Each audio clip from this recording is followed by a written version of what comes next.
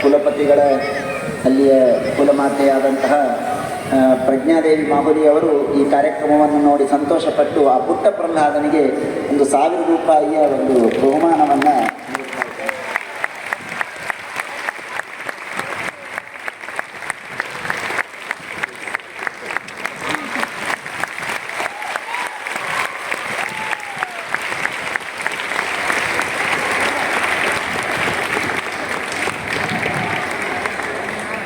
ಮತ್ತೊಮ್ಮೆ ಎಲ್ಲರೂ ನಾವು ಜೋರಾದ ಕರತಾಡನದ ಮೂಲಕ ಅವರಿಗೆ ಅಭಿನಂದನೆಗಳನ್ನು ತಿಳಿಸಿ ಮತ್ತೆ ಭಾಗವತದ ಈಗ ಅವರು ಹೇಳಿದ ಹರೀಶ್ ಅವರು ಭಾಗವತದ ಎಲ್ಲ ಕಥೆಗಳನ್ನು ನಿಮ್ಮ ಮೂಲಕವೇ ನಾವು ನೋಡಬೇಕು ಅಂತ ಅಪೇಕ್ಷೆ ಪಡ್ತೇವೆ.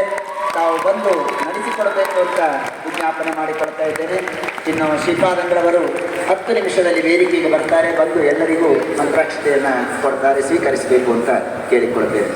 ಎಲ್ಲರೂ ಒಮ್ಮೆ ನಾರಾಯಣ ಸ್ಮರಣೆಯನ್ನು ಮಾಡಿಬಿಡಿ. ಹೇಳ್ತೇನಪ್ಪ ಆ ಮ್ಯೂಸಿಕ್